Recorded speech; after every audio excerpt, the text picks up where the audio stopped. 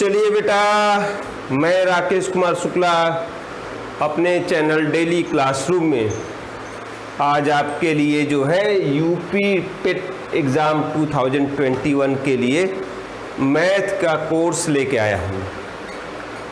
हम आपको जो है आपके इस टेस्ट में 5 नंबर का मैथ का पेपर होगा। मैंने जो अपना अनुभव सीखा है अपने पढ़ाने के दौरान, मैंने सोचा आप लोगों के साथ शेयर करें और आपके कोर्स को जो है अच्छे से जो है शॉर्ट टाइम में अच्छे से बता सकें, जिससे कि आप लोग जो है उसको अच्छे से कर सकें। 5 नंबर में 5 नंबर आपके आ जाएं, ठीक है, उसमें कुछ भी गड़बड़ ना होने पाए। चूँकि बहुत कम नंबर का ये है और ये प्रिलिमिनरी एग्जामिनेशन है भी, किसके लिए? ये छटाई के लिए है। ये प्रिलिमिनरी एलिजिबिलिटी टेस्ट, पेट का ये फुल फॉर्म हो गया, प्रारंभिक योग्यता परीक्षा है। एक तरह से आपकी इसमें छटनी होगी ऐसे लोगों की जो इसको भी क्रॉस नहीं कर पाएंगे, भीड़ को कम किया जाएगा। तो ऐसे में जो है जाहिर सी बात है एक एक नंबर माने रखेगा। तो 5 नंबर का मैथ है तो 5 नंबर में 5 नंबर ले आएंगे तो आपका काम अच्छा बनेगा। अब चूंकि 5 ही नंबर का है तो जाहिर सी बात है बेसिक चीज़ें पूछी जाएंगी। एक जनरल टेस्ट है कि मतलब एटलीस्ट इतना तो आपको आना चाहिए, तभी आगे जाके अपने भीड़ में शामिल हुई कंपटीशन वाली भीड़ में। अदरवाइज जब इतना भी नहीं आता तो आप आगे मत जाइए। इसीलिए ये है कि इतना तो आना चाहिए, मतलब बेसिक चीज़ें हैं जो आनी चाहिए। तो आप उसी ढंग से इसमें मैथ की तैयारी भी करें और फटाक से 5 नंबर पा जाएं। तो कुछ बेसिक चीज़ें हम लोग पढ़ेंगे, छोटी चीज़ें ही इसमें आएंगी, मुझे उम्मीद है। और अगर आप उतनी चीज़ें सीख लेंगे तो निश्चित रूप से ये भी मुझे उम्मीद है कि आप उसमें सब का सब कर लेंगे। तो बेटा मैं कोशिश करूँगा, आप लोग मुझसे अगर जुड़े रहेंगे तो निश्चित रूप से आपके 5 में 5 नंबर आने वाले हैं। कोशिश तो आपको करनी होगी, आप सीख लीजिए, उसके बाद छोटे सिंपल बेसिक क्वेश्चन लगाइए। बहुत ज़्यादा टफ के चक्कर में मत पड़िए। ये कोई बैंक का पीओ का एग्जाम नहीं है कि इसमें बहुत टफ मैथमेटिक्स आने वाली है, आपको बहुत लंबे चौड़िए।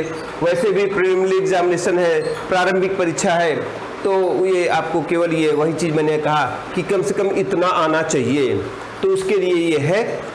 और इसमें जो थोड़ा बहुत सिलेबस अवेलेबल था वो हमने देखा, यही सारी चीज़ें हैं। नंबर सिस्टम है, फ्रैक्शंस है, डेसिमल के बारे में थोड़ी जानकारी होनी चाहिए, इक्वेशंस है, लीनियर इक्वेशन, स्क्वायर और स्क्वायर रूट्स हैं तो क्यूब और क्यूब रूट भी हो सकता है, एक्सपोनेंट्स हैं, एवरेज है और परसेंटेज है। इन सब में से मिला के जो है एक आध चैप्टर अगर कोई छूट गया होगा तो आप लोग बताइएगा। तो इन सब में से मिला के 5 नंबर का क्वेश्चन है, तो निश्चित रूप से एकदम बेसिक चीज़ें, तो हम लोग इन सब चीज़ों को समझ लेंगे फटाफट। तो देखिए नंबर सिस्टम को तो आप हमने जो है यूपी लेखपाल के लिए भी एक बनाया हुआ है प्लेलिस्ट, उसमें है, तो आप नंबर सिस्टम वहाँ से भी देख लेंगे। देखिए उसमें थोड़ा सा हम लोग पूरा अच्छे से समझ रहे हैं तो आपको फ़ायदा करेगा।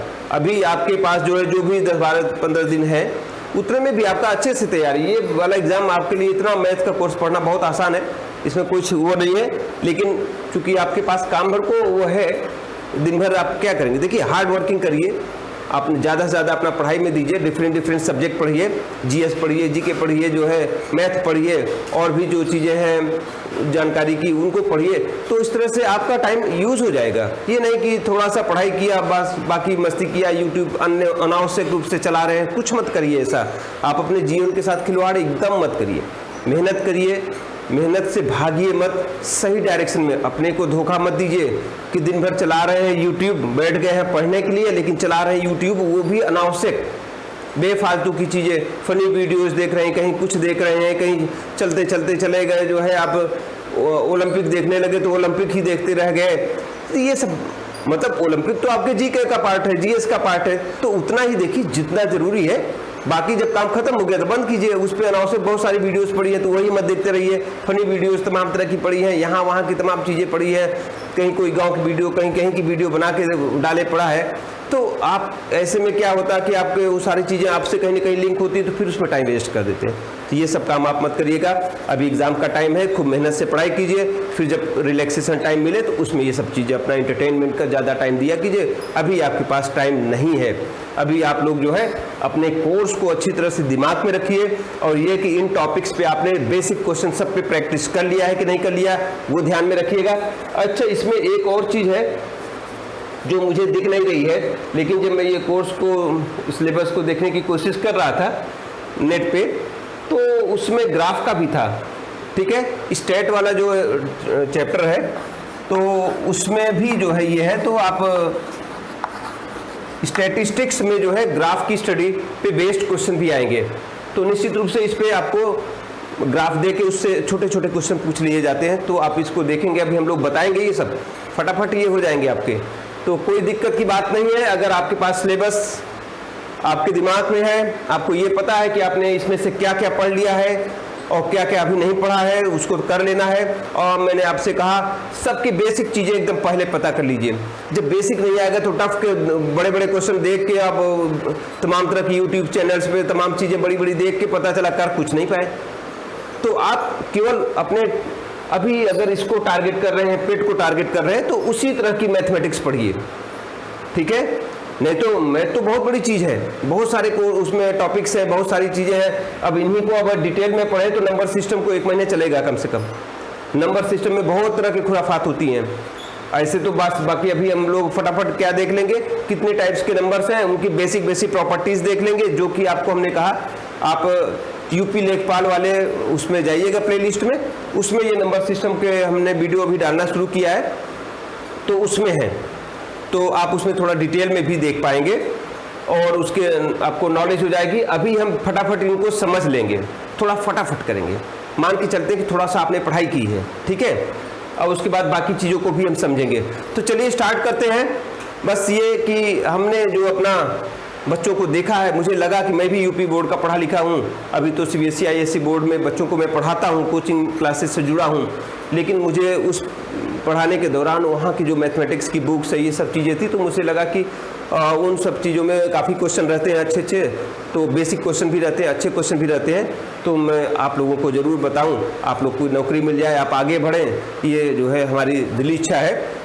तो क्योंकि हम लोग तो नौकरी नहीं किए, क्योंकि पैसे कमाने के चक्कर में पड़ गए, लेकिन लगता है कि नौकरी बहुत बड़ी चीज़ है। कोरोना ने सब कुछ बता दिया कि जो है नौकरी नौकरी है, बाकी सब ठीक है ना। तो आप लोग को शुभकामनाएं। अभी हम स्टार्ट करते हैं, आप लोग देखिए फटाफट हम लोग समझेंगे। तो पेट का फुल फॉर्म आप समझ गए, इसको याद रखिए, पता चला 1 नंबर का यही पूछ लिया गया। और कौन कराता है? उत्तर प्रदेश राज्य अधीनस्थ सेवा चयन आयोग करके है, वो कराता है। ठीक है, तो ये याद रखिएगा इनका फुल फॉर्म। अब इसको मैं हटाने चल रहा हूँ और आपको जो है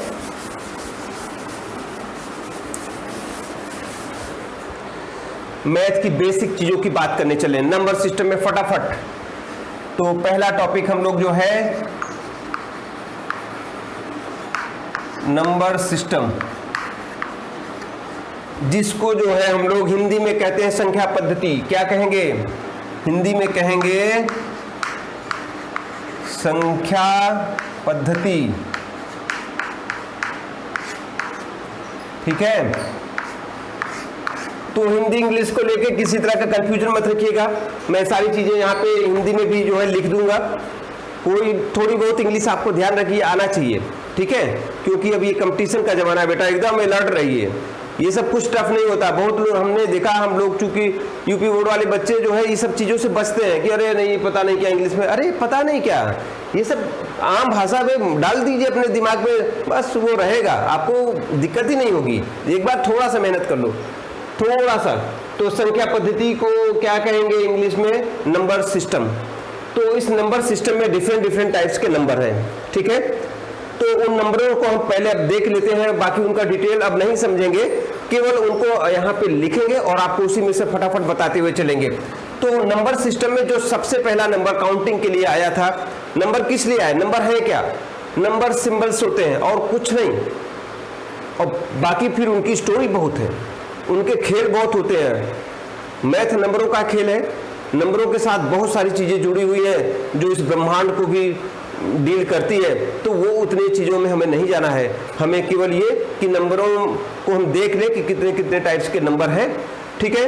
तो सबसे पहले नंबर किस लिए आए? काउंटिंग के लिए आए। हम लोग जब सिस्टमेटिक सोसाइटी में रहने लगे, हमारे जो सिविलाइजेशन डेवलप होने लगी शुरुआती दौर में, तो फिर कुछ सिंबल्स बनाए गए कि भाई कोई चीज़ गणना करनी है, लेन देन करना है, बिजनेस व्यापार करना है, तो उसके लिए कुछ लिखित रूप में हो सके तो सिंबल्स बनाए गए, ठीक है। तो जैसे आपने 5 रुपए किसी को दिया तो कैसे लिखेंगे? आप अपने बैलेंस के नीचे 5 रुपीज लिखेंगे। अब 5 रुपए दिया पूरा लिखें, या बैलेंस है हेडिंग पड़ी हुई है, यहाँ पे क्रेडिट है कुछ पड़ा हुआ है, आपने लिख दिया, यहाँ ₹5 डाल दिया। रुपी एक सिंबल है, ये तो वर्ड्स में हो गया। ये आपका 5 क्या है? 5 आपकी क्वांटिटी को बता रहा है कि कितने रुपए दिए, उसकी क्वांटिटी का ये सिंबल है। ये लिखा है तो आप समझ गए, अब यहाँ पे यूनिट लिखिए तो आप समझ गए कि कितना मतलब हुआ इसका। तो ये सिंबल्स है नंबर, ठीक है। तो अब ये जो सिंबल्स आए, तो सबसे पहले जो सिंबल्स आए उनको हम प्राकृतिक संख्या कहते हैं। क्या कहते हैं? प्राकृतिक संख्या। तो चलो बेटा, सबसे पहला जो नंबरों का सिस्टम आया ये नंबर सिस्टम में। अब ये नंबर सिस्टम को मैं हटाऊंगा, आप लोग अपना समझ लेना। तो नंबर सिस्टम में सबसे पहला जो नंबर आया वो आया जो है प्राकृत संख्या। प्राकृत संख्या, इसको कहते हैं नेचुरल नंबर। Natural number. तो नेचुरल नंबर NATURALNOS, इसको S भी लगा दीजिए, नेचुरल नंबर्स। तो प्राकृत संख्या जो है एक ऐसा सेट था, नंबरों का सेट है। ये कैपिटल N से रिप्रेजेंट किया जाता है, कर्ली ब्रैकेट लगाते हैं, जो 1 से स्टार्ट होता है। काउंटिंग के लिए सबसे पहला जो नंबर आया, देखिए काउंटिंग के लिए सबसे पहला जो नंबर आया वो प्राकृतिक संख्या थी। तो ये counting numbers are natural number, या गणना के लिए उपयोग में लाई जाने वाली संख्याओं को प्राकृतिक संख्या कहते हैं। तो गणना जो शुरुआत में, गणना से मतलब जो शुरुआत में गणना करने के लिए आई, तो शुरुआत में डेसिमल, फ्रैक्शन, ये सब का कंसेप्ट था ही नहीं, ठीक है। एकदम इंसानों ने जो है एकदम बेसिक चीज से शुरुआत की। तो इसमें देखिए कहीं पे भी डेसिमल नहीं है, कहीं पे भी फ्रैक्शन नहीं है, 1 से स्टार्ट होती, सबके सब पॉजिटिव हैं, सबके सब पॉजिटिव है। तो वीडियो आप जब देखेंगे, सुनेंगे, तो ये सारी चीजें आप अपनी कॉपी में फटाफट लिख भी लेंगे। देखिए नोट्स होना चाहिए। अगर आप अच्छे स्टूडेंट बनना चाहते हैं और लाइफ में सक्सेस पाना चाहते हैं, तो हर स्टूडेंट का ये लेक्चर सुनने के बाद, ये सब सुनने के बाद अपना नोट्स होना चाहिए। आप इसको एक बार सुन लें, उसके बाद वीडियो को धीरे धीरे चला के मेन चीजें जो हम लोग बोलते रहते हैं उसको नोट कर लेना चाहिए। टीचर चाहे आपको यहाँ पे वीडियो पे हम लोग अवेलेबल हो, या आपके क्लास में जो टीचर हो, उनके लेक्चर्स को सुनने के बाद थोड़ा बुक की स्टडी करके एक नोट्स जरूर आपके पास अपना सेल्फ नोट्स होना चाहिए। तो जो मैं बातें बोल रहा हूँ उसमें जो इंपॉर्टेंट चीजें हैं वो आपके नोट्स कॉपी में अपने वर्ड में लिख लिया कीजिए। उसको पलट के आप देखेंगे बेटा, जब भी देखेंगे आप देखेंगे फटाफट सब चीजें रिकॉल हो जाएंगी, आपको याद आ जाएंगी। और नहीं तो ऐसे सुन लिया, बंद कर दिया, वीडियो हो गया, एग्जाम के दिन फिर हो गया गया, और ऐसे नोट्स कॉपी पड़ी रहेगी, दूसरे तीसरे दिन आप पलटते रहेंगे, तो आप देखिए क्या आनंद आएगा आपको। हमेशा आप रेडी रहोगे, कोई भी एग्जाम होगा कभी भूलेगा नहीं, ये याद रखना।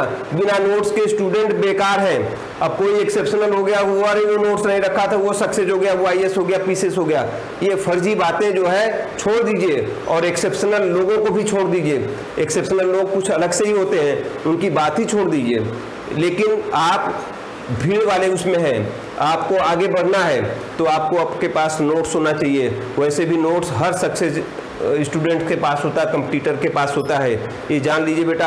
तो आप लोग इसको सुनिए, और ज़्यादा डिटेल में हमने कहा लेखपाल वाले उसमें देखेंगे, हम लोग फटाफट बात कर रहे हैं। तो ये काउंटिंग नंबर्स थे जिसमें ये सबसे छोटा नंबर, इसमें सारे पॉजिटिव हैं, 1 से स्टार्ट हो रहा है, सबसे छोटा नंबर 1 है, सबसे बड़ा नंबर इन्फिनिटी है, ठीक है। इन्फिनिटी ऐसी प्लेस है जो डिफाइन नहीं है, ठीक है ना। और साथ में क्या आप देख रहे हैं कि इसमें जो क्रम से आने वाले नंबर्स हैं, ये 1 2 3 4 5 ये क्रम से ही है। तो क्रमागत संख्या निकालने के लिए 1 में 1 ऐड कीजिए 2 मिलेगा, 2 में 1 ऐड कीजिए 3 मिलेगा, 3 में 1 ऐड कीजिए 4 मिलेगा। मतलब अगर क्रम से नेचुरल नंबर चाहते हैं, क्रम से प्राकृतिक संख्या चाहते हैं तो 1 1 ऐड करते जाइए, क्रम से आपको मिलती चली जाएंगी। ठीक है ना, क्लियर है आपको। और सबसे छोटी प्राकृतिक संख्या 1 हो गई, तो और सबके सब पॉजिटिव है। तो जैसे आपसे किसी ने कह दिया कि जो है क्रम से 3 प्राकृतिक संख्या ले लीजिए, क्रम से 3 प्राकृतिक संख्या ले लीजिए, तो जब क्रम से है, जैसे ये है 3 4 5, 3 4 5 ये क्रम से तो है, 3 के बाद 4 ही है, 4 के बाद 5 ही तो है, तो क्रम से है, तो इसमें एक सबसे छोटी है ना, सबसे छोटी वाले को x मान लिया, और इससे जस्ट बड़ी जो होगी उसमें इसमें 1 ऐड करने पे तो ये मिलेगा, तो ये था, ये सबसे छोटा वाला 1 ऐड कर दीजिए, तो जो अगली वाली होगी इसके आगे वाली वो मिल जाएगी। अभी इसमें 1 ऐड करने पे ये, मतलब इसमें 1 ऐड करने पे अगली वाली, तो इसमें 1 ऐड करेंगे तो 1 पहले से 1 + 1 2 हो जाएगा, तो x + 2। तो इस तरह से ये जो 3 हो गया x, x + 1, x + 2, ये 3 क्रम से आने वाली प्राकृतिक संख्याएं हो गई। तो जब इक्वेशन में, जब हम लोग चैप्टर इक्वेशन का पढ़ेंगे तो वहां पे जरूरत पड़ेगी इसकी, तो आप ऐसे ले लीजिएगा। अगर 2 ही की जरूरत पड़ेगी तो x और x + 1 ले लीजिएगा, और फिर इक्वेशन की कंडीशन फॉलो करके जो है फट से सॉल्व करके x की वैल्यू निकाल लीजिएगा। ठीक है ना, तो इस तरह से क्रम से लेंगे। अगर अल्टरनेट प्राकृतिक संख्या की जरूरत पड़ेगी तो क्या करेंगे, अल्टरनेट का मतलब एक को छोड़ के, तो जैसे आपने 1 लिया तो 2 को छोड़ दीजिए 3, और फिर 3 लिया, 1 लिया, फिर 3 लिया, 2 को छोड़ दिया, 3 के बाद 4 छोड़िए, फिर 5 लीजिए। तो मतलब कि हम 1 3 5, ये देखिए अल्टरनेट प्राकृतिक संख्याएं हैं, एक के बाद एक, मतलब छोड़ के, एक छोड़ के, यहाँ पे 2 था छोड़ दिया, यहाँ 4 था छोड़ दिया। तो अल्टरनेट जब लेंगे तो इनके बीच में कितने कितने का गैप आ रहा है, 2 2 का, 1 में 2 ऐड कीजिए ये मिलेगा, 2 में ये 3 में 2 ऐड कीजिए ये मिलेगा। मतलब सबसे छोटी अगर x है मान लेंगे हम, तो ये वाली x + 2 हो जाएगी, और इसके आगे वाली इसमें 2 ऐड कीजिए, क्योंकि इसमें 2 ऐड करेंगे तब ये मिलेगा, इसमें 2 ऐड करेंगे तो ये मिलेगा। तो सबसे छोटी x, इसमें 2 ऐड किया तो ये, और इसमें 2 ऐड किया तो ये, अब इसमें 2 पहले से 2 ऐड करेंगे तो x + 4 हो जाएगा। तो जब अल्टरनेट प्राकृतिक संख्याओं को लेना होगा, ठीक है, तो आप x, x + 2, x + 4, x + 6 2 2 add करके बनाएंगे। तो ये इक्वेशन में जरूरत पड़ती है, तो आप इसको ध्यान में रखेंगे। ठीक है, आगे बढ़ते हैं, ये सारी बातें फटाफट। तो ये प्राकृतिक संख्या समझ गए, 1 1 का गैप हो के साथ लिखते हैं, इसमें कोई डेसिमल नहीं, कोई फ्रैक्शन नहीं है, कोई नेगेटिव नंबर नहीं है, सबसे छोटी 1, ये अनंत। और क्रमागत संख्या कैसे लेते हैं, अल्टरनेट संख्या कैसे लेते हैं, आपको ये समझ में आ गया। अब बढ़ते हैं, जो है लेन देन जब होने लगा इस नंबर के आधार पे, तो दिक्कतें आई। उसमें जैसे आपने 100 रुपया किसी को दिया और उसने वापस 100 रुपये दे दिया, तो अब बैलेंस आपको लिखना हो अपने, मान लीजिए आपने पूरा बही खाता बना रखा है, आपको बैलेंस लिखना है कि अभी आपने अपने किसी फ्रेंड रमेश को दिया और रमेश ने आपको 100 का 100 वापस भी कर दिया बाद में, तो अब बैलेंस कितना बचा, कुछ नहीं। रमेश के बही खाता में बैलेंस में क्या लिखेंगे, 100 आपने दिया था, 100 माइनस कर दीजिए, जो बचेगा वही लिखेंगे। तो 100 से 100 माइनस हो गया तो कुछ नहीं बचा, कुछ नहीं के लिए कोई सिंबल था क्या। अगर मान लीजिए आपको केवल जो है उसने 10 रुपए लौटाए होते, तो अभी तो 90 रुपए बच गए ना, तो इसमें आगे चलते चलते 90 आएगा, 90 का सिंबल हमें होता पता, ये ऐसे होता है, तो आप 90 लिख देते, लेकिन 90 है, यहाँ पे 90 है, लेकिन अगर 100 का 100 वापस हो गया, तब जो है जो बचा 100 का 100 वापस हो गया, तो आपके पास अभी जो बैलेंस बचा, रमेश के ऊपर जो बैलेंस आपका बचा हुआ है, कुछ नहीं बचा हुआ। तो कुछ नहीं के लिए यहाँ पे कोई सिंबल नहीं था, कुछ नहीं को तो हम 0 से रिप्रेजेंट करते हैं, तब 0 था ही नहीं, तो फिर जो है 0 की दिक्कत आई, तो इस नंबर को एक्सटेंड किया गया। सिंबल तो यहाँ 0 आएगा, लेकिन अब हमें पता है कि 0 आएगा, पहले नहीं पता था, तो इसको एक्सटेंड किया गया कि भैया चलो कुछ नहीं के लिए 0 लगाओ, एक नंबर को आगे बढ़ाओ। तब जो है पूर्ण संख्या की आवश्यकता हुई, इसमें जो है 0 बढ़ा दिया गया, तो पूर्ण संख्या आया। तो पूर्ण संख्या को इंग्लिश में कहते हैं होल नंबर, होल नंबर्स, ठीक है ना। ये हो गया पूर्ण संख्या, जिसको बोलेंगे होल नंबर। तो होल नंबर के सेट को कैपिटल W से रिप्रेजेंट करते हैं। कैपिटल W में क्या है, ये सारे नंबर तो रहेंगे ही काउंटिंग वाले, 0 भी बढ़ा दिया गया कि भैया बिना 0 के काम नहीं चलेगा, ये इनकम्प्लीट है तो 0 लगाओ। तो 0 चूंकि 1 से छोटा था तो यहाँ पे लिख दिया गया, फिर बाकी 1 2 3 4 डैश डैश डैश, ये हो गया। तो आप देखिए सारी प्राकृतिक संख्याएं होल नंबर में है। तो अगर कोई कहे कि सारा नेचुरल नंबर होल नंबर होता है, तो यस, सारी प्राकृतिक संख्याएं पूर्ण संख्या भी होती हैं। देख लीजिए इसका नाम पूर्ण संख्या, इंग्लिश में होल नंबर, होल माने ही होता है पूर्ण, ठीक है। तो होल नंबर में क्या है, बस जीरो को छोड़ दीजिए, बाकी तो सारी प्राकृतिक संख्याएं ये घुसी हुई हैं, ठीक है ना। तो जितनी इसकी प्रॉपर्टी अभी हमने x प्लस 1 x प्लस 2 ऐसे करके लिया था, वो सारी यहाँ पे भी एप्लीकेबल हो जाएंगी। ऐसे ही क्रमागत संख्या यहाँ पे भी लेंगे, क्योंकि उसी पैटर्न, 0 में 1 ऐड कीजिए 1, 1 में 1 ऐड कीजिए 2, 2 में 1 ऐड कीजिए 3, इसी तरह से इसमें भी आ रही हैं। यहाँ पे भी कोई जो है निगेटिव नहीं है, सारी की सारी पॉजिटिव है जीरो को छोड़ के। अगर कोई कहे कि क्या होल नंबर या पूर्ण संख्या सभी धनात्मक होती हैं, तो सभी धनात्मक नहीं होती हैं। यहाँ से ये जो प्राकृतिक संख्याएं हैं, ये पूरा 1 से लेके अनंत तक तो प्राकृतिक संख्या है, ये तो धनात्मक है, ये पॉजिटिव है, लेकिन जीरो का तो कोई साइन नहीं होता, ना तो ये निगेटिव ना तो ये पॉजिटिव। तो ध्यान में रखिएगा, अगर ऑप्शन में जैसा भी रहेगा उसको ध्यान रखिएगा, इसमें ये रहेगा कि जीरो को छोड़ के बाकी सभी पूर्ण संख्या धनात्मक है। तो यस, जीरो को छोड़ दीजिए तो सारी सब पूर्ण संख्याएं जो है धनात्मक हैं। क्या सभी पूर्ण संख्याएं प्राकृतिक संख्याएं? तो नो, सभी पूर्ण संख्याएं प्राकृतिक नहीं है, जीरो को छोड़ के सभी पूर्ण संख्याएं प्राकृतिक हैं। तो इस तरह के जो क्वेश्चन है ये आपको ध्यान में रखना पड़ेगा। तो इसके बारे में अब इतनी चीजें। अगर कोई कहे 1 और 2 के बीच में क्या कोई पूर्ण संख्या है, तो 1 और 2 के बीच में कोई पूर्ण संख्या नहीं है, 1 के बाद 2 ही आता है पूर्ण संख्या के केस में। आगे हम लोग परिमेय संख्या पढ़ेंगे तो वहां पे तो 1 और 2 आप देखेंगे कि वो परिमेय संख्या भी है।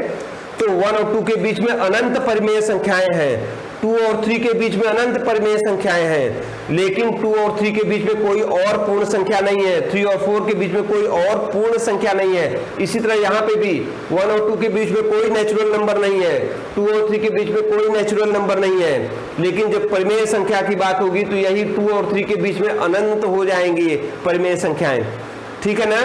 तो ये आपको ध्यान में रखना है। तो अगर ये आपको याद रहेगा तो आप ये बता सकोगे कि क्या पूरी की पूरी ये है या ये पूरी की पूरी है, ये सारी चीजें, ठीक है ना। तो अभी जो मैंने बातें कही वो सब दिमाग में रखिएगा, 1 नंबर के क्वेश्चन लायक वो सारे प्रश्न बनते हैं। सबसे छोटी संख्या यहाँ पे 0 है, ठीक है। सबसे बड़ी संख्या अनंत है जो कि परिभाषित नहीं है। ये सब फटाफट अब हम लोग आगे बढ़ते हैं। पूर्ण संख्या आपने देख लिया, समझ लिया। अब आगे हम बढ़ेंगे जो है, यहाँ के बाद भी दिक्कत आई। यहाँ के बाद क्या दिक्कत आई, इसके इतना होने के बाद भी जो है नंबर कम पड़ने लगे कि नहीं और चीजों के नंबर को और बढ़ाओ, सिंबल की और आवश्यकता है। तो कैसी आवश्यकता है, क्यों बढ़ाया गया, आपको मैं उदाहरण सहित अभी समझाता हूँ।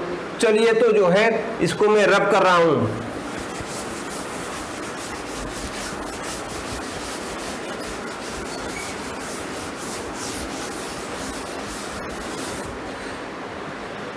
बेटा जब अभी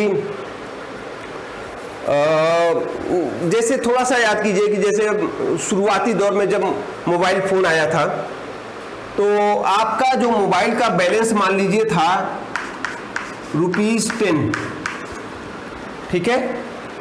और पहले कंपनियां एक सुविधा प्रोवाइड करती थी। अभी क्या है, अगर 10 रुपये बैलेंस है तो 10 रुपये जैसे ही खत्म होगा वैसे ही आपका कॉल इंटरप्ट कर दिया जाएगा, कॉल रोक दी जाती है।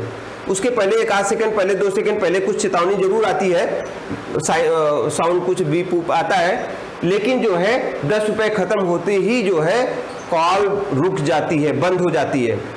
लेकिन पहले क्या होता था, मान लीजिए आपने जो है कॉल की जो कॉस्ट है, आपने जो बात की वो 10 रुपये आपके पास बैलेंस था, आप फोन कर रहे थे, इंपॉर्टेंट फोन था, आप अपने फ्रेंड से बतिया रहे थे, डिस्कस कर रहे थे, तो आपने ध्यान नहीं दिया और आपने 15 रुपए की बात कर ली। ऐसा कब होता था, पहले शुरुआती दौर में जब मोबाइल का कंसेप्ट आया, मोबाइल फोन आए, तब कंपनियां जो है ग्राहकों को थोड़ा सा ये लिबर्टी देती थी, छूट देती थी कि चलो ठीक है कुछ लिमिट तक बतिया लें, बाद में जब ये भराएंगे तो हम इसमें से डिटेक्ट कर लेंगे, कट कर लेंगे।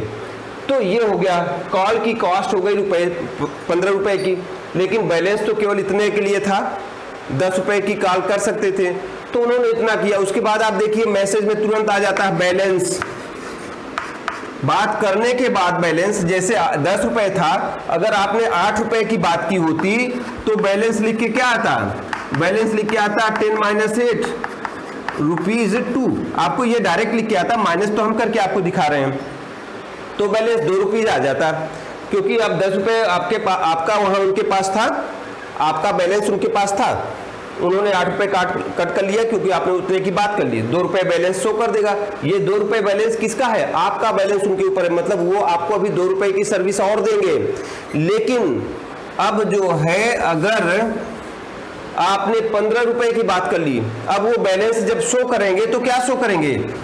जो आपका बैलेंस रुपीज यहाँ लगा दीजिए, ₹10 था, उसमें से ₹15 माइनस कर देंगे, क्योंकि जो बात की वही तो माइनस किया जाएगा। तो फिर लोगों ने क्वेश्चन उठाया, ये तो अभी आपको पता है छोटे वाले से बड़ा वाला माइनस होगा तो माइनस में आंसर आएगा, उस समय नहीं पता था, ठीक है, कि -5 यहाँ पे लिखेंगे, ये आंसर कितना आएगा? -5। अब ये रुपीज -5 है, ठीक है, तो ये माइनस आया, जो ये पहले नहीं था, उनके नंबर सिस्टम जो था उसमें नहीं था। तब फिर क्या हुआ? ये हुआ कि नहीं, जो नंबर है उसमें ये साइन बढ़ाओ भाई, और ये माइनस क्या बता रहा है कि ग्राहक का बैलेंस नहीं है, अब कंपनी का बैलेंस आपके ऊपर चढ़ गया है। ये बता रहा है कि अगर आप जो है अब बैलेंस डलवाओगे, अगर आप अब अपने मोबाइल में बैलेंस भरवाओगे, तो उसमें से कंपनी, भाई जैसे पहले के केस में हमने अभी आपको बताया कि आपके पास ₹10 था, आपने ₹8 की बात की, तो आपका ₹2 बच गया, और इसी पीरियड में आपने रिचार्ज करा लिया ₹20 का और टॉप अप करा लिया, तो बैलेंस कितना हो जाएगा? ₹2 तो आपका ऑलरेडी बचा हुआ है, और ₹2 ये ₹20 आपने ऑलरेडी अभी कराया, और ₹2 पहले का था, तो अब बैलेंस लिख के क्या आएगा? ये ₹2 पहले का और +20 ये बैलेंस लिख के 22 आएगा। लेकिन अब क्या आएगा? इस कंडीशन में क्या आएगा? अब तो जो बचा है वो -5 बचा है।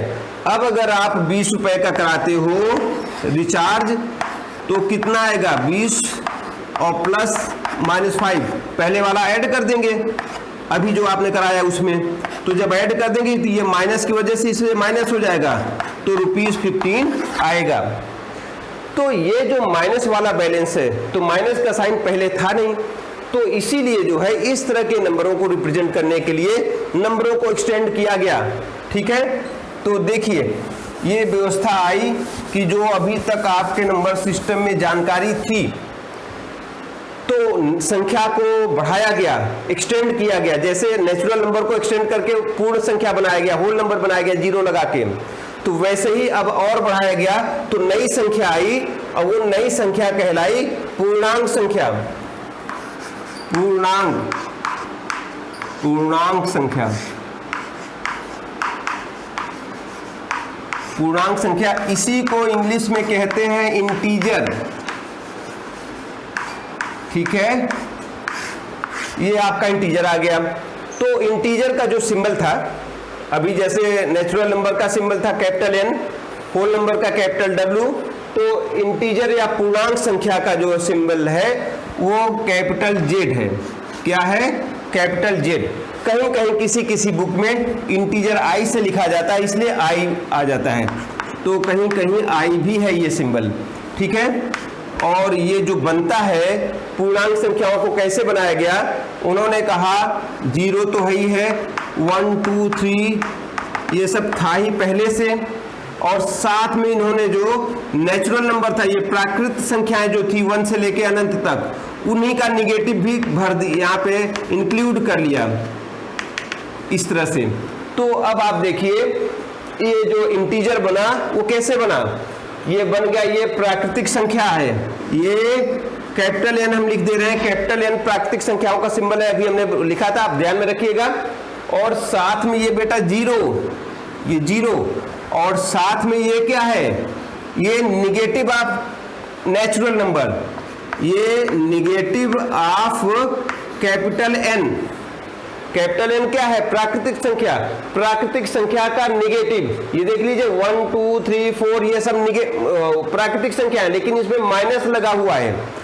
तो इस तरह से आप देख रहे हैं कि जो इंटीजर है, पूर्णांक संख्या, एक थी पूर्ण संख्या, होल नंबर, होल माने पूर्ण होता है, अब ये पूर्णांक है, तो ये इंटीजर से कहा जाता है, और इसमें जो नंबर आ रहे हैं ये सब आ रहे हैं, ठीक है। तो ये कैसे बन रहा है, इंटीजर वाला जो सेट है वो कैसे बना, प्राकृतिक संख्याओं से और निगेटिव ऑफ प्राकृतिक संख्याओं से और साथ में जीरो। देख लीजिए इसमें क्या क्या आ रहा है, प्राकृतिक संख्याएं आ रही हैं और प्राकृतिक संख्याओं का निगेटिव आ रहा है और साथ में जीरो आ रहा है। तो ये तीनों मिलके जो है इंटीजर बनाते हैं। तो कोई आपसे कहे कि क्या जो है सभी प्राकृतिक संख्याएं इंटीजर हैं, तो यस, ये देख लीजिए सभी प्राकृतिक संख्याएं इंटीजर में आ रही हैं, आ रही है ना, सभी प्राकृतिक संख्याएं इंटीजर में हैं और प्राकृतिक संख्याओं का निगेटिव भी इंटीजर में है, प्राकृतिक संख्याओं का निगेटिव भी इंटीजर में है, ठीक है, और जीरो भी इंटीजर में है। इंटीजर मतलब यही, क्लियर है। तो और या ऐसे भी हम कह सकते हैं कि क्या सभी पूर्ण संख्याएं इंटीजर हैं, तो यस, जीरो से लेके अनंत तक ये सभी क्या हैं, ये पूर्ण संख्या है। डब्ल्यू से रिप्रेजेंट करते हैं पूर्ण संख्या को, तो जीरो से अनंत तक पूर्ण संख्या हो गई, तो सभी पूर्ण संख्याएं देखिए इंटीजर में आ रही हैं। तो ऐसा जो स्टेटमेंट देंगे एक नंबर के क्वेश्चन में कि क्या सभी पूर्ण संख्याएं पूर्णांक संख्या होती हैं, तो यस, सभी पूर्ण संख्याएं पूर्णांक संख्या होती हैं। और क्या कह सकते हैं कि पूर्णांक संख्याएं बनती है पूर्ण संख्या और निगेटिव ऑफ प्राकृतिक संख्या से, तो यस, पूर्ण संख्या में जीरो भी आ गया और ये निगेटिव ऑफ, ये दोनों मिलके जो है इंटीजर बनाते हैं। तो ध्यान में रखिएगा इंटीजर में कौन कौन आते हैं, इसको समझ लीजिएगा। इंटीजर में निगेटिव वाले भी नंबर आते हैं, किसके निगेटिव, प्राकृतिक संख्याओं के निगेटिव। तो इनको ऑब्जर्व करके आप क्लियरली रखिएगा, और आपसे कोई क्वेश्चन पूछे तो ये माइंड में आपके रहेगा, ये आपके ऑब्जेक्टिव क्वेश्चन इस पे बेस्ड रहेंगे, तो आप बता सकोगे कि क्या सभी पूर्ण संख्याएं जो है ये इंटीजर है, तो यस, सभी प्राकृतिक संख्याएं इंटीजर है, तो यस, क्या सभी इंटीजर, ये सब इंटीजर हैं, क्या सभी इंटीजर प्राकृतिक संख्याएं हैं, तो नहीं, केवल यहां से लेके यहां तक के इंटीजर प्राकृतिक संख्याएं हैं। क्या सभी जो है पूर्ण संख्याएं सभी पूर्ण संख्याएं इंटीजर हैं, तो यस, सभी पूर्ण संख्या आ रही है इसमें और इंटीजर हैं। तो ये सारी चीजें जो है आप इसको ध्यान में रखिएगा। जो सबसे इंपॉर्टेंट चीज, अब हम इसको आपको कॉपी में आप बना लीजिएगा, ऐसे मैं रब कर रहा हूं, फिर से थोड़ा सा इसको बड़ा बना के आपको एक बात और बताऊंगा।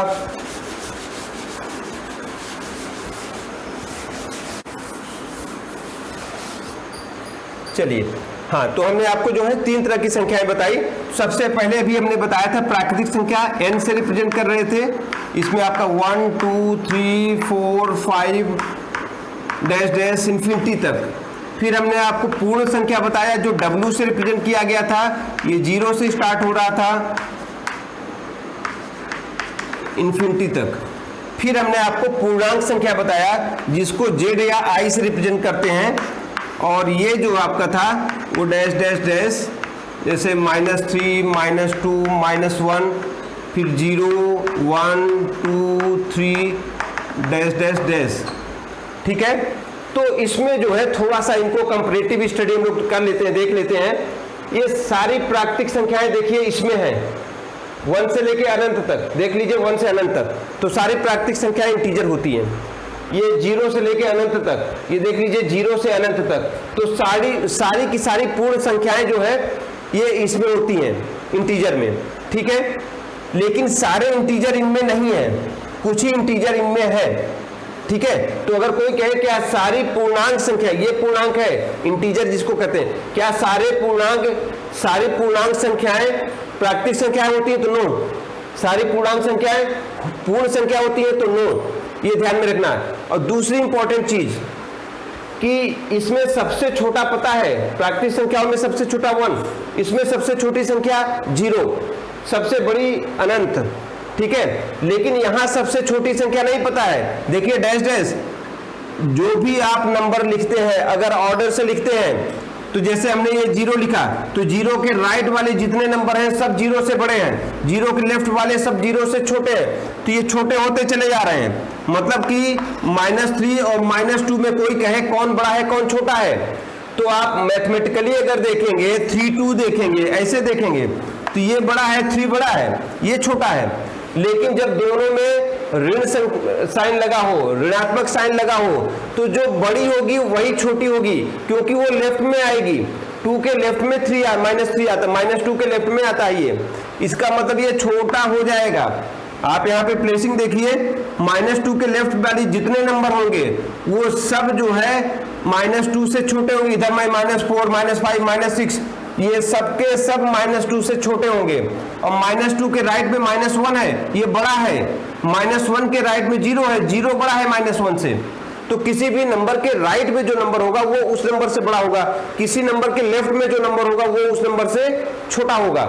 तो ये एक तो साइन का समझ लीजिएगा कि अगर निगेटिव में हमने दे दिया आपको -15 और -10 दे दिया और कह दिया कौन छोटा कौन बड़ा है, तो वैसे तो 15 जो है बड़ा है 10 से, लेकिन 15 बड़ा है 10 से ना, -15 थोड़ी -10 से बड़ा है।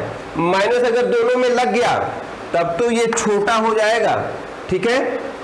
और साथ में अगर एक पॉजिटिव एक निगेटिव है तो ध्यान में रखिएगा पॉजिटिव संख्याएं हमेशा निगेटिव से बड़ी ही होती हैं। मान लीजिए आपको -200 दे दिया और यहां दे दिया 2, ये ऋणात्मक संख्या है, तो भले 200 लिखी हुई है लेकिन ये छोटी है, क्योंकि ऋणात्मक संख्या धनात्मक संख्या से हमेशा छोटी होती है। तो एक तो ये आपको ध्यान में रखना है, ठीक है। तो ये सारी चीजें नोट्स में होनी चाहिए, बस ऐसे ही देखे आप देखोगे तो याद रहेगा आपको, क्योंकि इसमें मिस्टेक हो जाती है, याद आता है कभी कभी एक नंबर में बेटा। यही सब बेसिक चीजें पेट के बेसिक एग्जाम में इस तरह की चीजें पूछी जा सकती हैं। तो देखिए इसमें सारी ये है, ये सारी इसमें है, और इसकी सबसे छोटी संख्या नहीं बता सकते। इनमें सबसे छोटी आप बता सकते हो, लेकिन इंटीजर में पूर्णांक में सबसे छोटी नहीं बता सकते हो। अगर ऑप्शन में दिया हो -∞ तब तो टिक कीजिए, अदरवाइज सबसे छोटी संख्या जो पूर्णांक में है वो परिभाषित नहीं है। सबसे बड़ी भी +∞ वो भी परिभाषित नहीं है। यहाँ पे भी सबसे बड़ी +∞ है, परिभाषित नहीं है।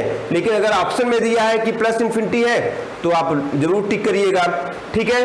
तो इसकी सबसे छोटी सबसे बड़ी नहीं बताई जा सकती है, इनमें सबसे छोटी बताई जा सकती हैं।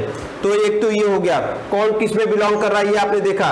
ये सबसे बड़ा, अभी ये जो 3 नंबर आपने पढ़े 3 तरह के, उसमें सबसे बड़ा नंबरों का सेट इंटीजर मतलब पूर्णांक संख्याएं हैं, क्योंकि इस सेट में ये भी आ जा रही है, इस सेट में ये भी आ जा रही है, ठीक है। तो अभी तक ये सबसे बड़ा है, ध्यान में रखिएगा, ठीक है।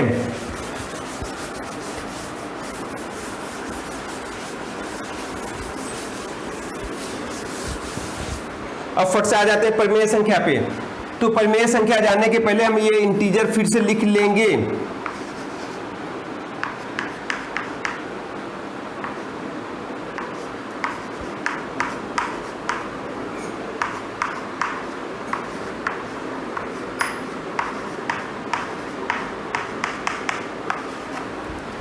ठीक है, ये जो है हम लोग लिख लिए, ये पूर्णांक संख्याएं हो गई। और इसमें जो है कुछ और इम्पोर्टेंट चीजें जो मुझे ध्यान में आ रहा है बताने के लिए, अगर आपको z+ की बात करें, इसको कहेंगे धनात्मक पूर्णांक। z मतलब यही इंटीजर और प्लस का साइन लग गया मतलब धनात्मक पूर्णांक संख्याएं, तो इसको हिंदी में भी धनात्मक पूर्णांक संख्या। तो धनात्मक पूर्णांक संख्याएं क्या हैं? 1 से स्टार्ट होती है। अभी हमने पीछे बताया था कि 0 का तो कोई साइन नहीं होता, ना वो पॉजिटिव है ना वो निगेटिव है, ठीक है। 0 बिना साइन का होता है। तो धनात्मक संख्याएं तो यहां से स्टार्ट होती है। तो धनात्मक पूर्ण संख्या जो है z पॉजिटिव जो होगी 1 से स्टार्ट होगी, डैश डैश डैश ये। और ये आप देखिए पूरी की पूरी प्राकृतिक संख्या है, तो इसको हम कैपिटल N लिख सकते हैं। मतलब धनात्मक z पॉजिटिव इक्वल होता है कैपिटल N के, मतलब z पॉजिटिव इक्वल होता है प्राकृतिक संख्याओं के, ठीक है। ध्यान में रखिएगा, धनात्मक पूर्णांक पे केवल धनात्मक संख्याएं। आप सोचोगे यहां तक माइनस है इसके बाद सब धनात्मक हो गया, तो नहीं, 0 कोई संख्या, 0 का कोई साइन नहीं है, 1 से धनात्मक स्टार्ट होती है, तो ये हो गया। अगर इसी तरह z- की बात हो, ऋणात्मक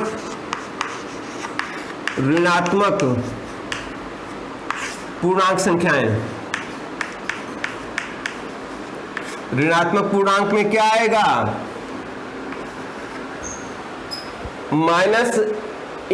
माइनस इन्फिनिटी से -1 तक, ठीक है।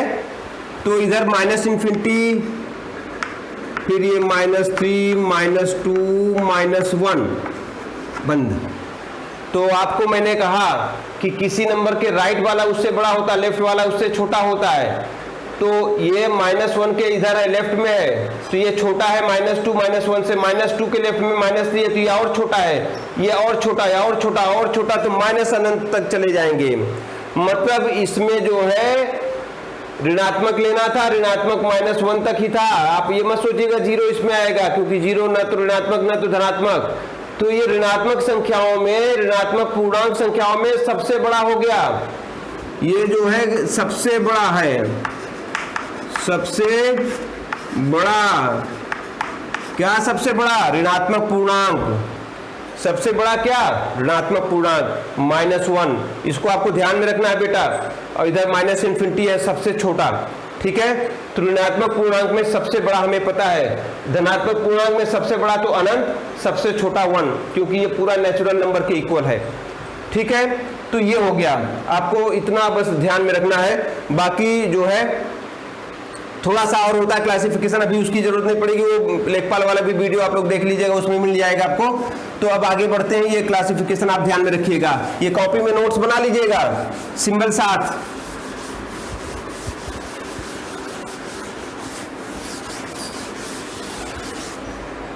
चलिए अब आगे बढ़ते हैं। हम लोग जो है परिमेय संख्या पे आ जाते हैं। इनको लिखा रहने दीजिए, इसकी जरूरत पड़ेगी। तो परिमेय संख्या,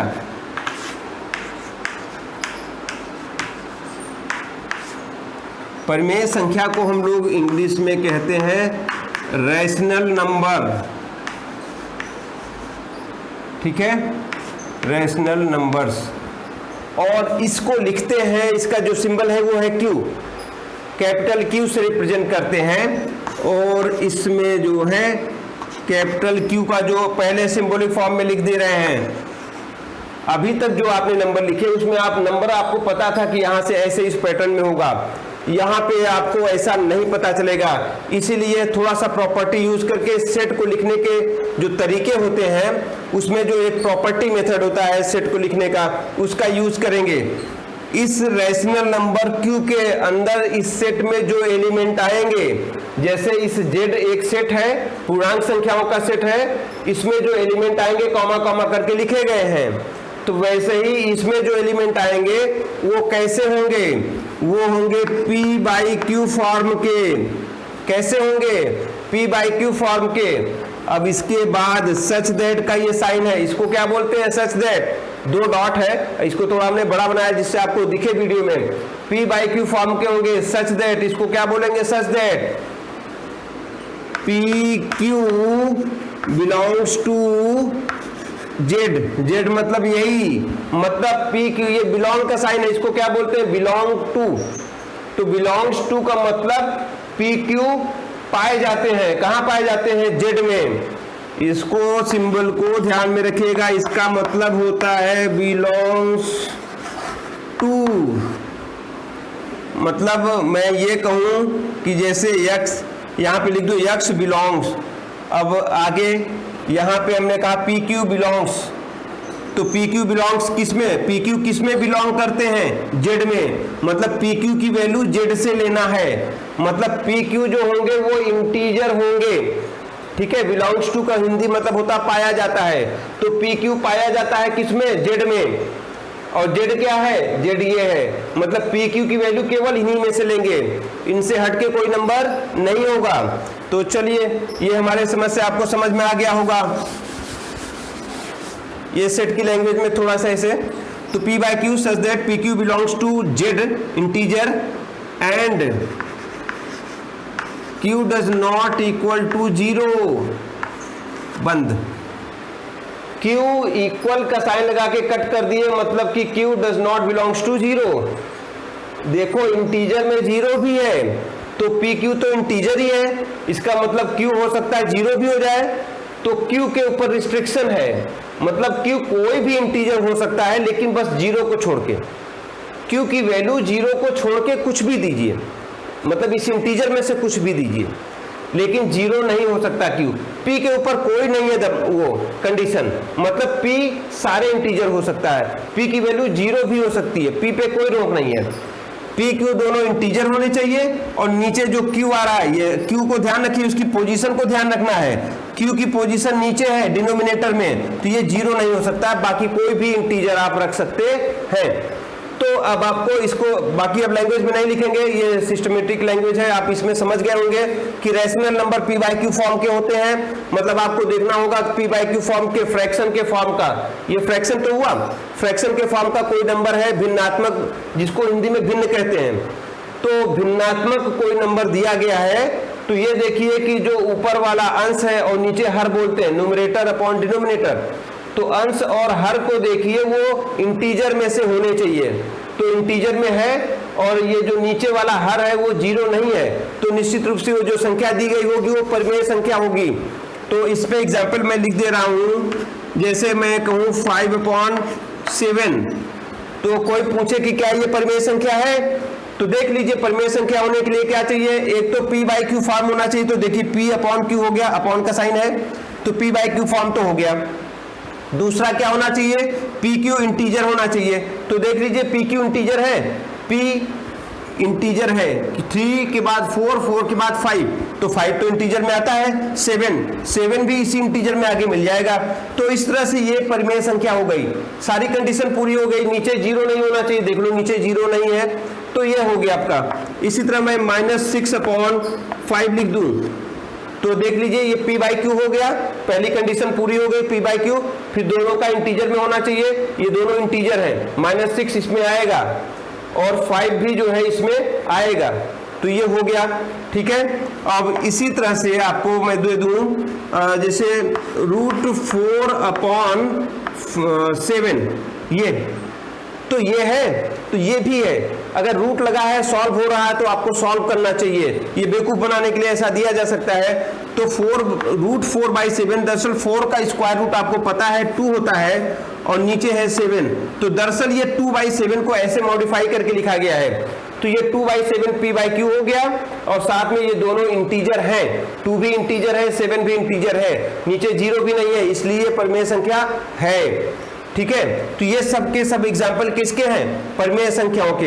अब इसी तरह से अगर मैं कुछ और बात करूं, जैसे 1 को आप लिख सकते हैं 1/1 लिख सकते हैं, p बाई क्यू हो गया, क्योंकि ये सारे जो नंबर लिखे इनके नीचे अपॉन लगा दीजिए तो कोई फर्क नहीं पड़ता है, नीचे अपॉन डिनोमिनेटर में होता ही होता है। मैं कहीं अगर 8 लिखा हूं तो इसको 8/1 कर दूं, कोई फर्क नहीं पड़ेगा, 1/8 और 8 इक्वल नहीं है, लेकिन 8 = 8/1 लिखा जा सकता है, ये तो सही है लेकिन ये गलत है, ध्यान में रखिएगा। 1/8 नॉट इक्वल टू 8, बट 8 = 8/1, तो अपान में 1 होने से कोई फर्क नहीं पड़ता है, इसलिए इन सब के नीचे (1 कर दीजिए, कोई फर्क नहीं पड़ेगा। लेकिन उससे हमें एक चीज मिल जाएगी, क्या मिल जाएगी, तो ये सब देखिएगा, ध्यान रखिएगा, इसको हटा रहा हूं, तो देखिए 1 को 1/1 लिख दिए, कोई फर्क नहीं पड़ा, ये p हो गया अपॉन q हो गया, तो p बाई क्यू फॉर्म बन गया। p q क्या होने चाहिए, इंटीजर होने चाहिए, तो देख लीजिए दोनों 1/1 इंटीजर में आते हैं, इन्होंने कोई ऐसा मना तो किया नहीं कि दोनों इंटीजर इक्वल नहीं हो सकते, ये दोनों इंटीजर इक्वल हो सकते हैं, तो हो गए, तो 1/1 1 के इक्वल होगा, तो ये हो गया परिमेय संख्या। मतलब ये कि 1 एक परिमेय संख्या है, क्योंकि 1 को p बाई क्यू फॉर्म में लिख सकते हैं। इसी तरह 2 की बात कीजिए, 2 को 2/1 लिख सकते हैं, अपान में 1 कर देने से कोई फर्क नहीं पड़ा, तो ये p बाई क्यू हो गया, p क्यू इंटीजर हो गया, नीचे 0 नहीं है, इसका मतलब ये एक परिमेय संख्या है, लेकिन ये तो 2 के इक्वल है, इसका मतलब 2 भी परिमेय संख्या है। इसी तरह 3 को भी आप लिख सकते हैं, 4 को भी लिख सकते हैं, मतलब ये कि 1 2 3 4 सब परिमेय संख्या है, मतलब कि प्राकृतिक संख्याएं सारी की सारी परिमेय संख्या है, ठीक है ना, क्योंकि सबके नीचे। इसी तरह जो पूर्ण संख्याएं हैं वो भी परिमेय हो जाएंगी, तो देखिए कैसे, तो ये भी नोट कर लीजिएगा। अब इसको मैं रब करके आगे जगह बना रहा हूं, ये सब परिमेय संख्याओं के उदाहरण है, इसको भी रूट रहेगा, सॉल्व करके तब डिसाइड करिएगा, ठीक है। अभी इसको मैं हटा रहा हूं। इसी तरह से आगे जैसे मैं कहूं कि -1 है, -1 को आप -1/1 कर दीजिए, क्या फर्क पड़ेगा, ये -1 ही के इक्वल है। तो -1 भी एक परिमेय संख्या हो गया, p बाई क्यू हो गया। p और q दोनों ही इंटीजर हैं, नीचे 0 भी नहीं है, लेकिन ये तो इसी के इक्वल है। अगर ये परिमेय है तो ये भी परिमेय हो गया, मतलब -1 भी परिमेय है। -2 को क्या लिख सकते हो, -2/1, तो -2/1 p बाई क्यू हो गया। दोनों इंटीजर है, नीचे 0 भी नहीं है, लेकिन ये इसके इक्वल है, ये परिमेय हुआ तो ये भी परिमेय हो गया। इसका मतलब -2 भी परिमेय संख्या है। इसी तरह -1, -2, -3, -4, मतलब -1, -2, -3, -4 ये सब परिमेय संख्या हो गई। ठीक है, अब 0 की बात कर लेते हैं। 0 को 0/1 लिख दो, चाहे 0/2 लिख दो, चाहे 0/3 लिख दो, सब 0 के इक्वल है। और ये p बाई क्यू फॉर्म हो गया। p और q इंटीजर होने चाहिए, देख लीजिए 0 भी इंटीजर होता है, नीचे वाला भी इंटीजर है, नीचे 0 नहीं हो सकता, ऊपर के लिए कोई रोक टोक नहीं थी, तो p बाई क्यू फॉर्म हो गया, p बाई क्यू फॉर्म हो गया, तो 0 के इन सब के फॉर्म में लिख सकते हैं। तो ये सब रैशनल है, क्योंकि p बाई क्यू फॉर्म में है और p क्यू इंटीजर है, नीचे 0 नहीं है। तो जब ये सब रैशनल है तो 0 भी रैशनल नंबर है, तो 0 भी एक रैशनल नंबर है, इसको ध्यान में रखना है आपको। 0 भी परिमेय संख्या, रैशनल नंबर मतलब परिमेय संख्या है। तो इस तरह से आपने देखा 0 भी परिमेय संख्या है, ये सारी भी परिमेय है, ये सारी भी परिमेय है, मतलब सारा का सारा इंटीजर ही परिमेय संख्या है।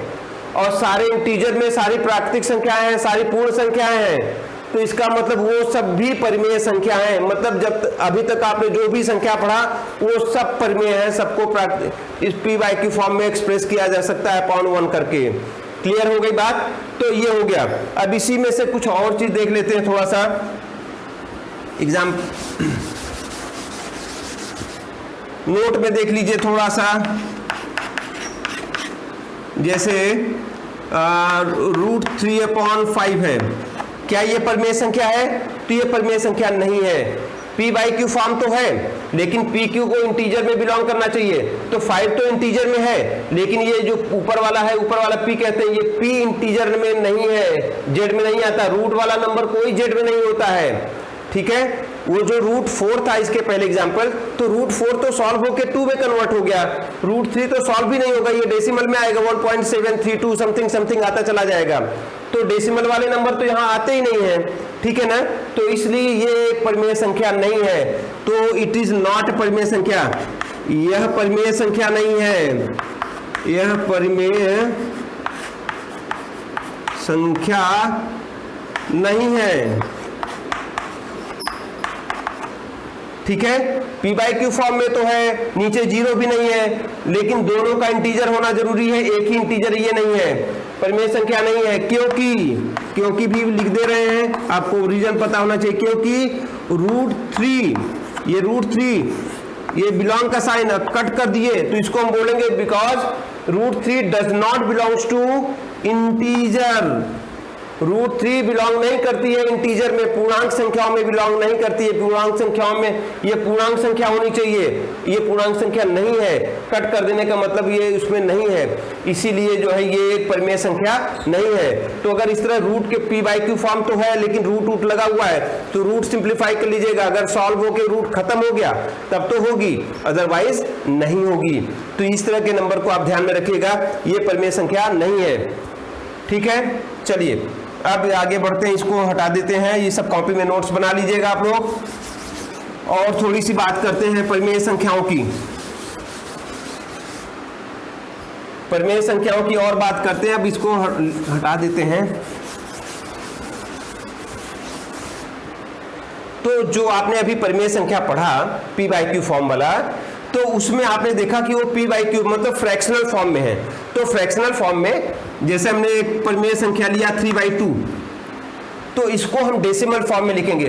3/2 का मतलब हुआ 3 को 2 से डिवाइड कर दीजिए, तो चलिए 3 को 2 से डिवाइड कर देते हैं, तो 2 1 जा 2, 1 बच गया, डेसिमल बढ़ाया आपने, ये 0 हो गया, 2 5 जा 10, तो 0 आ गया।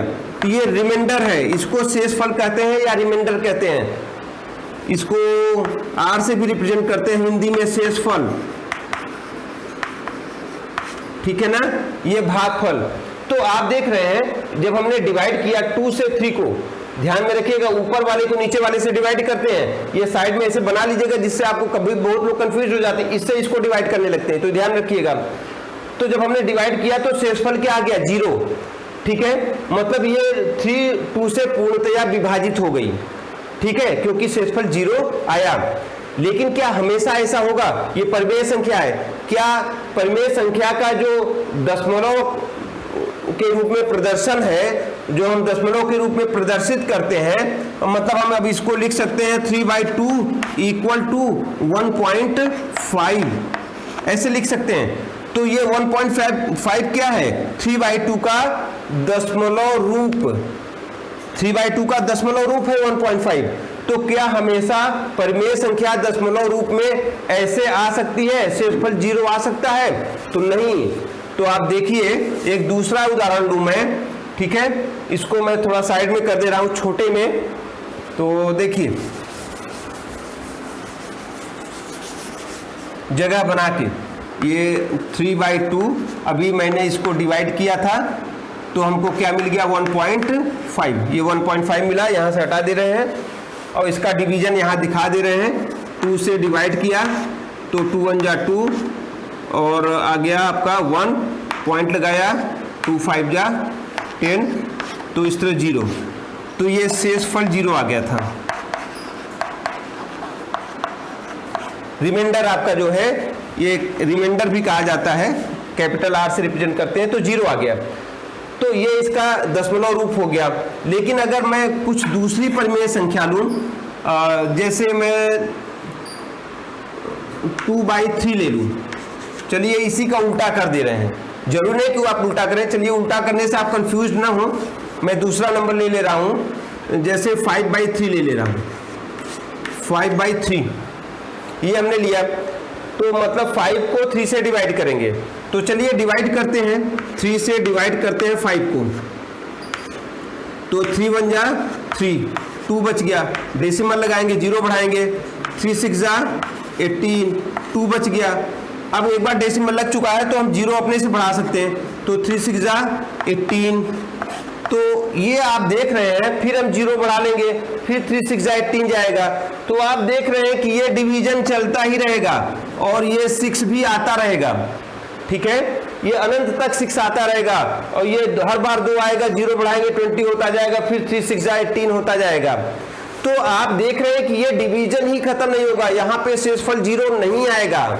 तो ऐसे में हम 5/3 को डेसिमल फॉर्म में अगर कहें लिखने को कोई, तो हम कैसे लिखेंगे? तो इसको लिखने का तरीका ये है कि 5/3 equal to 1.666 dash dash dash, क्योंकि 6 6 आता जाएगा, ये 20 होता चला जाएगा। और इसी को शॉर्ट में, अब आप ये नोट कर लीजिएगा, इसी को यहाँ पे शेषफल 0 आने वाला नहीं है, ये शेषफल जो है इस कंडीशन में शेषफल नॉट इक्वल टू 0, ठीक है, या रिमाइंडर नॉट इक्वल टू 0। यहाँ पे रिमाइंडर 0 नहीं आएगा, यहाँ पे तो रिमाइंडर 0 आ गया है। तो आप देखिए, इसको अब मैं रब कर रहा हूं, आप नोट कर लीजिएगा। तो कहने का मतलब ये, इसी को शॉर्ट में ऐसे लिखा जाता है 1.6। अब 6 रिपीट हो रहा है तो 6 के ऊपर ऐसे बार का साइन बना देते हैं, कहीं कहीं बार बनाते हैं, कहीं कहीं एक डॉट लगा देते हैं। अगर 2 नंबर, जैसे अगर ऐसे रहा होता कि 3.523 फिर 2 3 फिर 2 3 डैश डैश डैश, तो आप देख रहे हैं 2 3 2 3 2 3 रिपीट हो रहा है। तो इसको हम लिखते हैं 3.5 और 2 3 एक बार लिख के उसके ऊपर बार लगा देते हैं। तो ये 2 3 के ऊपर बार लगा है, इसका मतलब कि 2 3 2 3 2 3 आता चला जाएगा। तो कितनी बार लिखेंगे? तो इसको शॉर्ट कर दिया जाता है ऐसे। तो जो नंबर रिपीट होता है उसके ऊपर बार का साइन ऐसे लगाते हैं या इसी के ऊपर 2 डॉट बना देते हैं ऐसे, ठीक है। तो यहाँ शॉर्ट में जो है हमने इसको ऐसे लिख दिया, 1.6 ही रिपीट होना शुरू हो गया था, तो 6 के ऊपर डॉट बना देंगे या एक छोटी सी लाइन बना देंगे। तो ये 5/3 का ये रिप्रेजेंटेशन हो गया डेसिमल। तो कुछ परिमेय संख्याएं इस तरह से दशमलव में प्रदर्शित की जाती हैं, कुछ परिमेय संख्याएं पूर्ण रूप से दशमलव में प्रदर्शित की जाती हैं। तो यहाँ पे शेषफल 0 नहीं आता है, यहाँ पे शेषफल 0 आ जाता है। तो इस तरह के दशमलव प्रदर्शन को हम लोग कहते हैं नॉन टर्मिनेटिंग डेसिमल नंबर। ये कैसे नंबर हैं? ये है नॉन